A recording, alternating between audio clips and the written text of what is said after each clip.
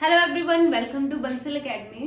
तो आज हम बात करेंगे master cadre eligibility criteria for computer science students. तो अगर आपको नहीं पता है कि आपने कंप्यूटर साइंस में ग्रेजुएशन किया है और आप मास्टर कैडर के लिए एलिजिबल हैं या नहीं, तो आइए ये वीडियो आपके लिए है। चलिए स्टार्ट करते हैं मास्टर कैडर का eligibility criteria for computer science. होता क्या है, जो मास्टर कैडर का नॉन मेडिकल का एग्जाम है उसमें मेन जो सब्जेक्ट चाहिए, सब्जेक्ट कॉम्बिनेशन चाहिए, या तो मैथ्स और फिजिक्स होनी चाहिए आपके पास, या मैथ्स और केमिस्ट्री होनी चाहिए, या फिजिक्स और केमिस्ट्री होनी चाहिए। तो अगर हम बात करते हैं कंप्यूटर साइंस स्टूडेंट्स की, तो आपके पास तो ऑलरेडी मैथ्स एंड फिजिक्स होते हैं। तो दो सब्जेक्ट्स अगर आपके पास हैं और आपने तीनों ग्रेजुएशन के तीनों साल ये दोनों सब्जेक्ट्स पढ़े हैं with in computer science graduation, तो आप एलिजिबल हो जाते हैं मास्टर कैडर के एग्जाम के लिए। यस, तो मतलब आप एलिजिबल हैं मास्टर कैडर एग्जाम के लिए, बिल्कुल।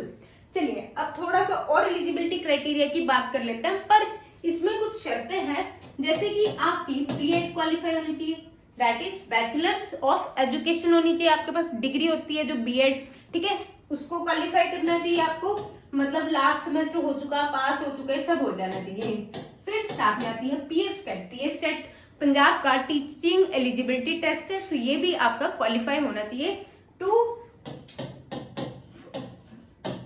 पास to appear in master cadre exam.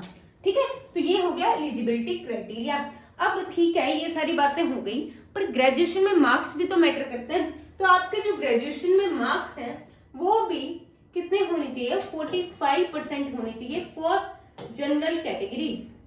Marks जो है आपके ग्रेजुएशन में वो 45 होने चाहिए फॉर जनरल कैटेगरी, मिनिमम 45%। ठीक है, और अगर बाकी कैटेगरीज की हम बात करें तो 40% आपके बाकी कैटेगरीज के होने चाहिए, जैसे schedule caste, schedule tribe, OBC and physically handicapped candidates.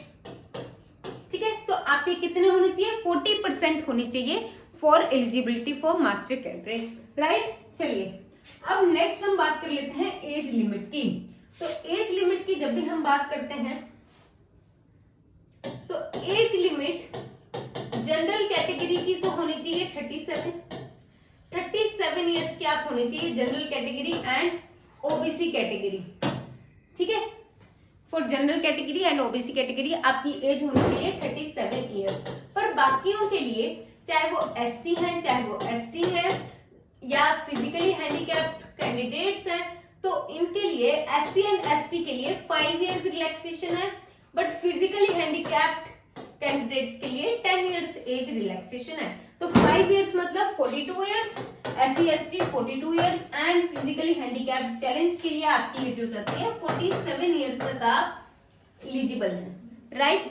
फिर एक और कंसेप्ट आता है यहाँ पे कि अगर सिर्फ विमेन के लिए आ रहा है ये कंसेप्ट कि अगर आप विमेन हैं, विडोड हैं या डाइवोर्स्ड हैं, तो आपकी जो एज लिमिट है वो भी बढ़ जाती है, आपको भी 5 इयर्स की रिलैक्सेशन मिलती है। तो ये एक पॉजिटिव पॉइंट है, 5 इयर्स रिलैक्सेशन एंड आपकी एज हो जाती है एज लिमिट 42 इयर्स। ठीक है, चलिए अब एज लिमिट की बात होगी, एलिजिबिलिटी क्राइटेरिया की बात होगी, और यहाँ पे मैं एक नया बैच अनाउंस कर रही हूँ क्योंकि बंसल एकेडमी ऑर्गेनाइज कर रही है new batch for new students, ताकि आप हमारे 600 स्टूडेंट्स की तरह आप भी मास्टर कैडर के एग्जाम को फर्स्ट अटेम्प्ट में क्रैक कर सके। तो आइए ज्वाइन कीजिए हमारा नया बैच और फर्स्ट अटेम्प्ट में क्रैक कीजिए इन बच्चों की तरह। Thank you.